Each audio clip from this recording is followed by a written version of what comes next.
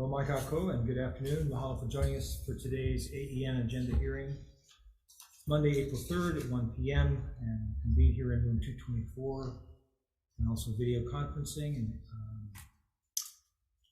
because of our 90-minute time limit, if there's any, for each of the AEN hearings, there will be a 2-minute time limit for testifiers. Excuse me, I'm on the wrong one here. We're on decision making. Sorry. So, yeah, so we have decision making. Let's see. Reconsideration of SCR 186, SR 170, urging the Department of Education and Hawaii. Wow. So let's go back to the other one. Yeah. Sorry, guys. All right, SCR 92 and SR 85. Decision making, requesting the Department of Agriculture, Department of Land and Natural Resources, Department of Health, the City and County of Honolulu, and the County of Hawai'i to collaborate to establish and implement a 5-year pilot program to mitigate and control the significant increase in the population of feral chickens, roosters, and pigs. Okay, and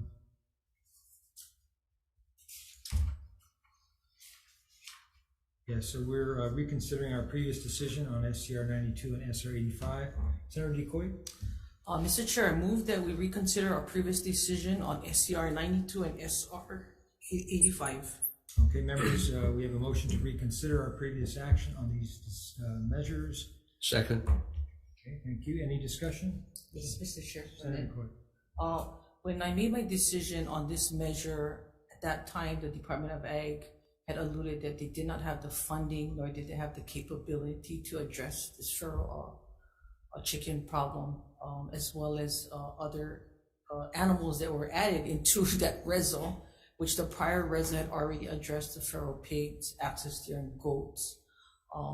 After my decision to vote no on it, I was then aware that there was funding being put in, as we could see a line item on the budget for $5 million to address the feral issue. What I also do know about feral chickens, it has become a nuisance, not to mention some of the diseases that they carry with them, as well as ukus and mites. Kids that have been also receiving allergic reaction has been a major problem in that area, as well as feces being dumped all over around in the neighborhood. It was instigated by constituents that wanted to address that issue. So for those reasons, based more so on the funding part of it, and the Department of Ag could not handle it, was my reasons for consideration. So thank you, Mr. Chair. Thank you, Senator Decoy. Any other discussion? Right there. Senator Watt? Yeah, so we've seen in the past the city had a program to do this type of thing. We've seen the headlines. They spent $7,000 to catch 67 chickens. They have a program right now that will currently go get chickens on your street. And throughout my time here, I've seen numerous actions taken by members of the Senate. I'm saying you on this, but that seem immoral and sometimes wrong, and they fall within our rules of how we work. And this is another one of them, because it makes our votes, I feel like, and the people we represent, irrelevant. Last week we spent time about this resolution that would have created this program to kill wild chickens and wild pigs on Oahu and Hawaii Island because of noise and nuisance issues. We voted on it. The final result, the bill did not pass. Today I come in, find out the same measure is back on the table. Sorry, the resolution is back on the table for a revote, because I was told by 2 offices involved, the introducer of this measure couldn't accept that we killed it. This isn't about chickens and pigs anymore. This type of action makes people question why we even show up to vote when it's clear politics over people. For those reasons, I'm still a no vote. Thank you. Any other discussion? Yeah, Chair. I'll go in. I initially voted against this, and part of my reasoning was what Senator Decoy talked about, the funding side. It also had to do with the goats, because we have dealing with the goat. Now, subsequent to that, I realized that that there is a resolution dealing with goats as well. And so we have a big problem with overabundance of some of these wild animals. And so we need to come up with a program that'll help address that. And so for that reason, I'm willing to reconsider and go forward with it. Thank you, Chair. Okay. Thank you, members. So,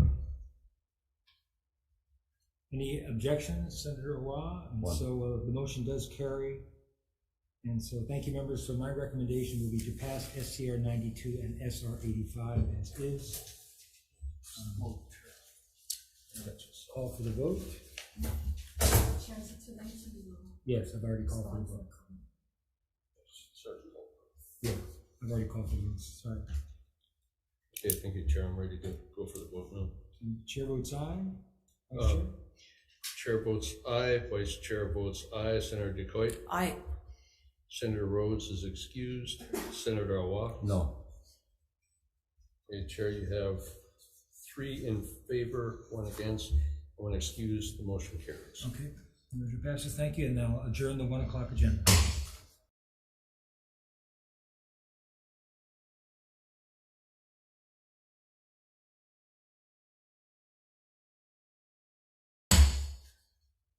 Hello once again, and good afternoon.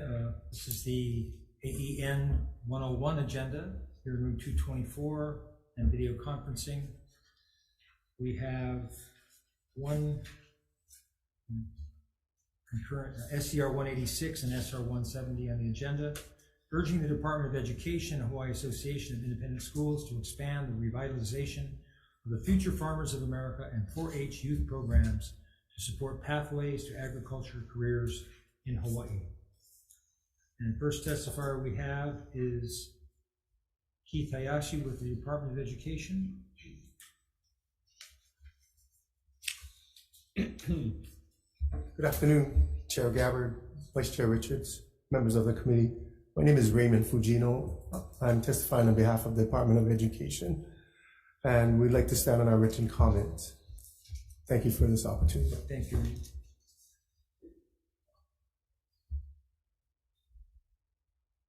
Next is the Department of Agriculture.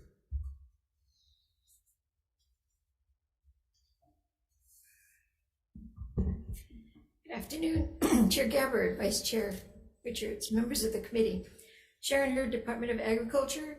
The department is in strong support of this resolution, and we look forward to collaborating with both the public and private schools to provide resources, including presentations from our subject matter experts, to add the empirical knowledge perspective to the programs developed to further inspire students that are interested in an agriculture career. Thank you. Thank you, Sharon. Ryan Miyamoto from Hawaii Farm Bureau.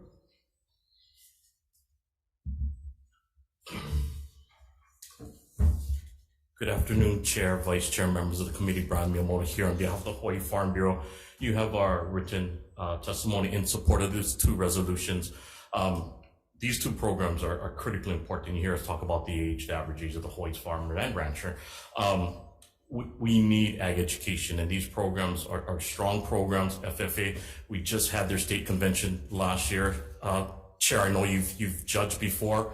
It's incredible to see how many students are involved in FFA now. 4-H is still vibrant, still going strong. Farm Bureau has the pleasure of supporting these programs through our Hawaii State Farm Fair with the 4-H, also the Molokai 4-H Fair, Maui Ag Fest, and also the Kauai Farm Fair. But also FFA participates in the Farm Fair also. So we want to encourage these programs. We want to grow them like we want to grow agriculture. And so we are in strong support of these resolutions, strong support of the students, both involved in FFA and the 4-H programs. Thank you for the opportunity to testify. Brian. Lauren Zerbel from the Hawaii Food Industry Association. In person, in support. Anyone else wishing to testify on these 2 resos? Please come forward.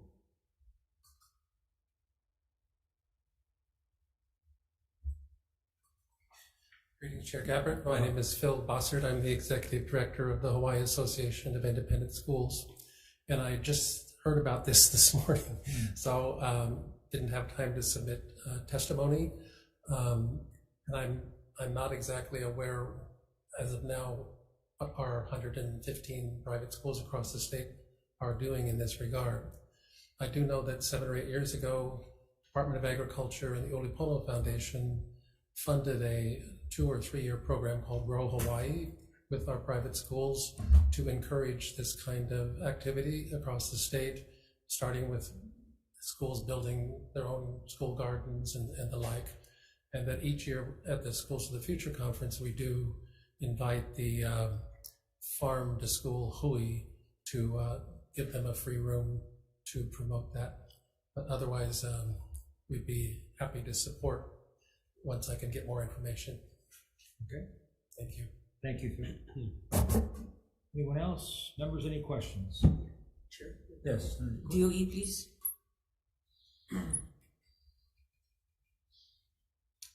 Raymond, thank you for coming. So I know that the DOE has the FFA program, and you know it's kind of lost, I guess, funding and stuff to expand it. What would it take to expand that program more? Yes, sorry, I'm the specialist who was taking care of this was not available today, so I'm a temporary assigned director here, so I just came in. I don't know the specifics of it, so I have to get back to you, but I'll ask. But that sounded very encouraging that Ms. Hurd said that they can help support with resources and so forth, as well as Mr. Miyamoto. I think that's what it will take. There's one specialist, doing many of the CTE programs at this time, and Troy Sewell, and he wasn't able to attend. So because CTAR is also an option to help, and a research Sure. help also.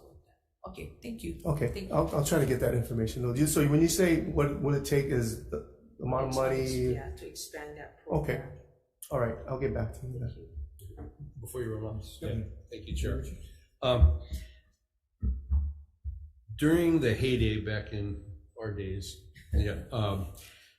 FFA programs across the state numbered somewhere in the 30s, the number of chapters active. I know probably within a dozen years ago, it had gotten down to maybe 4 or 5. And then last week when we had our state conference here on Oahu, I was fortunate enough to be invited, and I was with Director Hurd. We had several hundred kids in the room, all wearing the blue jackets. My understanding is I think the number of chapters is back up to over 30. Do you have that number off the top of your head, or is that again? Sorry about that. Okay, that's all right. I wasn't sure. I can get that. Yeah, if you information, could get to us, because I know there's been a reawakening, and FFA it's about agriculture, but so much more. It's leadership training, and it's also finding a way forward. It's not just growing something, it's also the agribusiness and all that. So I appreciate the fact that DOA is very willing to step up. DOE and independent schools, I'm a big advocate for this. I've always admired the blue jacket, and so I want to see more in our state. So I appreciate that. Sure. If you could get that information Okay, for us. I will. Thank you. One other thing I wanted to add as a former teacher, I'd like to get information from independent schools and from DOE. When do you actually start career education in our elementary schools? Because one of the major problems I see is that there's a negative stigma attached to being a farmer. So what we need to be doing is to get rid of that negative stigma. But I want to get some idea of where we are currently. When do they actually start? Kids, they're looking around what they're interested in. Teachers are always there. Oh, this guy's interested in automotive, and this one's in cooking, and this one's in being a farmer. So when does that actually start in the curriculum, right? And then, in addition to that, once we find that out, but actually not before we find out, what we really need to be doing here is to doing a statewide campaign, a viral campaign, getting rid of that negative stigma about farming, right? That every speech I give now to young people, I say farming is a noble profession, no less noble than being a doctor or a lawyer, right? Sure. And that's what we need to be saying. Something on the lines of the no smoking campaign, the ubiquitous no smoking campaign, or the buckle up your seatbelts campaign that was all over the place. So viral and media, we needed to be doing this, and that's why I was excited. And I thank my vice chair for introducing this, because hopefully this is going to be something that we can all get behind. And the fact that the independent schools and DOE and 4F and FFA all working together, I'm just very happy about this, and so hopefully we can follow through with it. Okay. All right. Thank you very much. Thank you. And so if you could get back to me as far as the independent schools as well, great. Thank you. All right. Anything else? We'll just go right into decision-making, if that's okay, members. So the chair's recommendation on SCR 186 and SR 170 will be to pass as is. Any discussion? Chair votes aye. Vice Chair? Thank you, Chair. Chair votes aye. Vice Chair votes aye. Senator DeCoite. Senator Rhodes is excused. Senator Awa. Aye. Chair, you have 4 in favor. Motion is adopted. Thank you, members, and that adjourns the 101 agenda.